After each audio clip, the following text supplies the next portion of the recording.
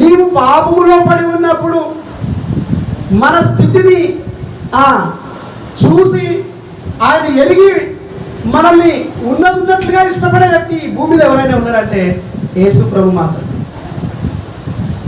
యేసు ప్రభు మాత్రమే. ఆయన మనల్ని ఉన్న స్థితిలో ఇష్టపడ్డాడు. నువ్వు నాకు ఇష్టమే, శుద్ధుడంకము ఏలో ఉంది. ఏముందంటే నా ఇంతకు వచ్చిన వారిని నేను ఎంత మాత్రము త్రోసివేయను, కాలను, వద్దలను, ఒల్లలను. మీరు ఏ పరిస్థితిలో వచ్చినా, ఎలాంటి వ్యాధితో వచ్చినా నేను మీకు ఇష్టపడేవాడిని.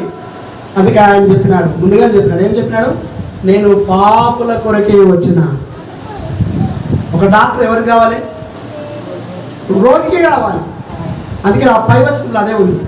వైద్యుడు అవసరము ఎవరికంటే రోగికే. మనందరం పాపులుగా ఉన్నప్పుడు పిలిచినాడు, ఆ పాపస్థితిని కొట్టేసినాడు, క్షమించేసినాడు. నిన్ను తన రాజ్యానికి లేదా ఆశీర్వాదంకు వారసులుగా చేసుకున్నాడు. మనల్ని స్వేచ్ఛగా ఉంచినాడు, ఫ్రీడమ్. మనల్ని విడుదల చేసినాడు, విమోచించినాడు. ఇప్పుడు విమోచించిన తర్వాత ప్రభు చెప్పిన మాట ఏంటంటే ప్రేమ ప్రేమ ప్రేమ. క్షమించు క్షమించు క్షమించు. ఎన్నిసార్లైనా క్షమించు. ఏ పరిస్థితిలో ఉన్నా నువ్వు ప్రేమని చూపించు. కాబట్టి మనము ధర్మశాస్త్రం నుంచి ఏం చేయబడ్డాం? విమోచించబడ్డాం, విడుదల చేయబడ్డాం. కట్టేసిన మనల్ని ఏం చేసినాడు? ఆయన విడిపించినాడు, మన కట్లు తెంచివేసినాడు. కాబట్టి అందును బట్టి మనము ప్రభువును స్తుతిస్తాము.